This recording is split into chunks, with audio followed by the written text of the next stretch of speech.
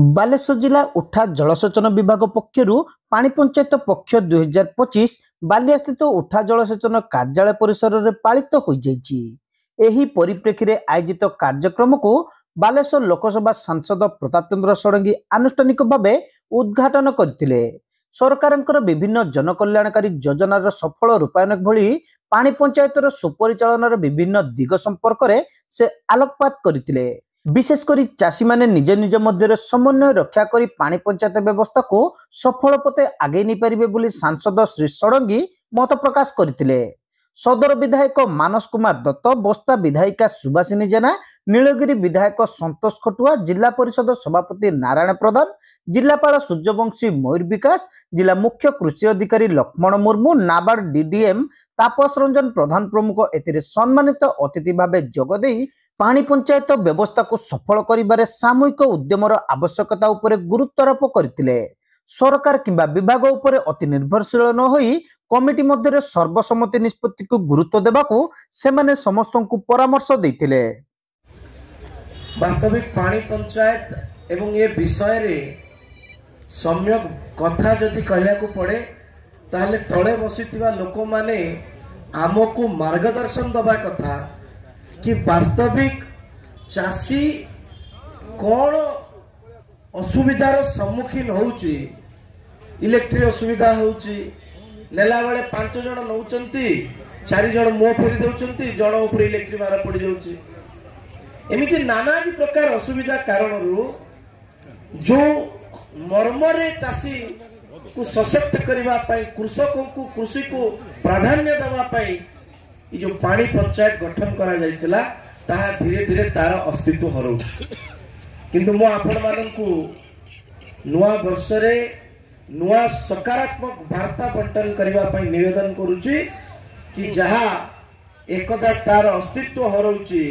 आपण माने हमर सहयोग रे हम समस्तकर मिलित प्रयास रे चाषी माननकु सशक्त करबा पई ये जो दुईटा कृषक मानकर मानदंड अछि जमी रे, गोटे रेनफेड आ गोटे इरिगेटेड,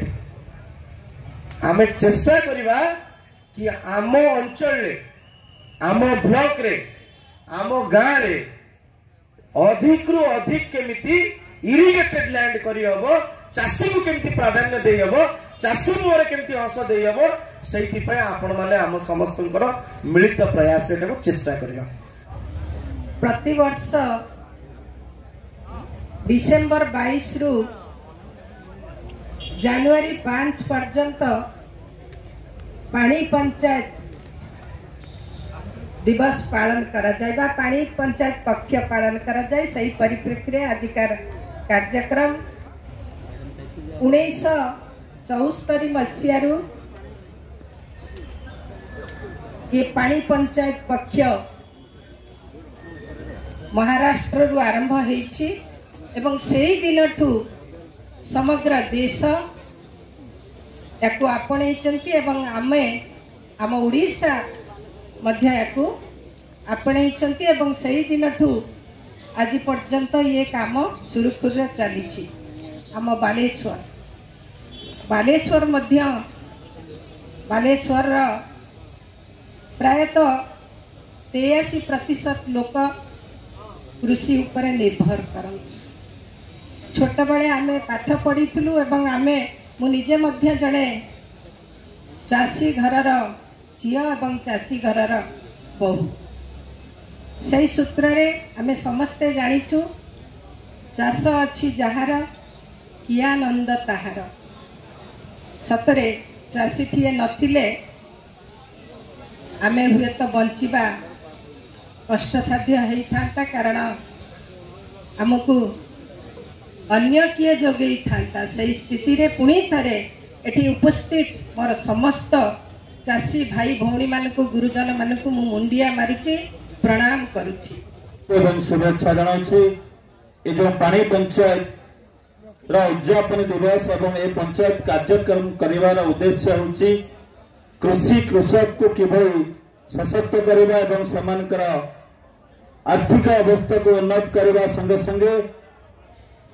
स्वल्प जल को व्यवहार करी किभली अधिक अमलक्षम करबा एवं ए जलवायु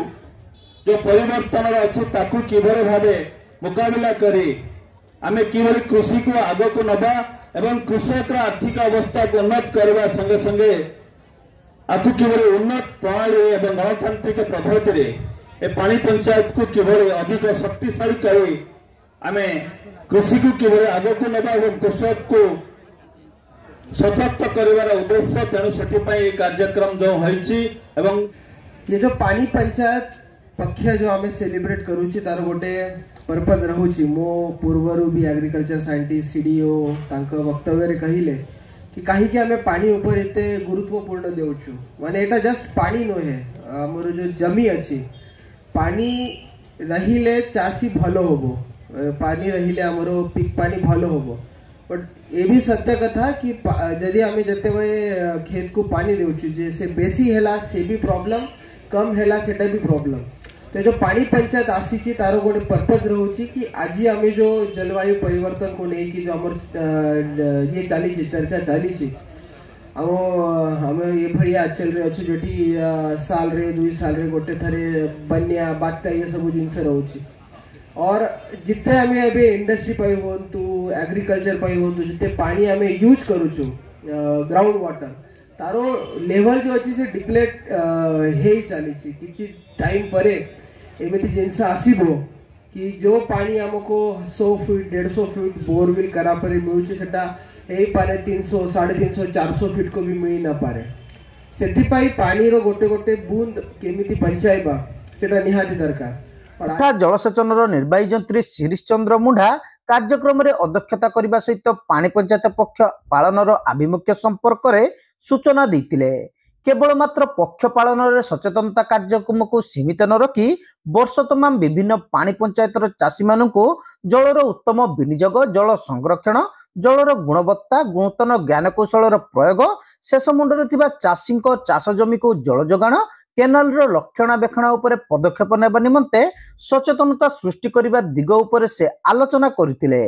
ए संपर्क में सचेतनता रथ माध्यम जिलार विभिन्न स्थान में लोक मानू सचेतन करा जाउची बोली श्री मुंडा कहिथिले। एही अवसर में कृषि और पानी पंचायत को नहीं आयोजित प्रदर्शनी को सदर विधायक श्री दत्त उद्घाटन करथिले। विभाग पक्षर पानी पंचायत संपर्क में विद्यालय स्तरीय छात्र छात्री मध्य पूर्व आयोजित प्रबंध एवं वक्तृता प्रतियोगितार विजेता को अतिथि माने पुरस्कृत करथिले। उपखंड एवं जिला स्तरीय पानी पंचायत वक्तृता प्रतियोगिता रे बालेश्वर पब्लिक सरकारी उच्च विद्यालय नवम श्रेणी छात्री नताता दास प्रथम स्थान हासिल करथिले। एही अवसर में सांसद प्रताप चंद्र षडंगी नीलगिरी विधायक संतोष खटुआ बस्ता विधायिका सुभाषिनी जेना बालेश्वर निर्वाही जंत्री शिरीष चंद्र मुंडा ठारू नताशा नगद 4500 टंकार अर्थराशि सहित मानपत्र एवं कप ग्रहण करथिले। एथिसहित खैरा ब्लॉक रो सफल चाषी कमलाकांत बेहेरा को जिलार सर्वश्रेष्ठ चाषी भाव पुरस्कृत करा जायतिला। कार्यक्रम प्रारंभ में सहकारी निर्वाही जंत्री इंजीनियर सुरेश चंद्र दे द्वारा शपथ पाठ सह मुख्यमंत्री स्लोगान पाठ करा जायतिला।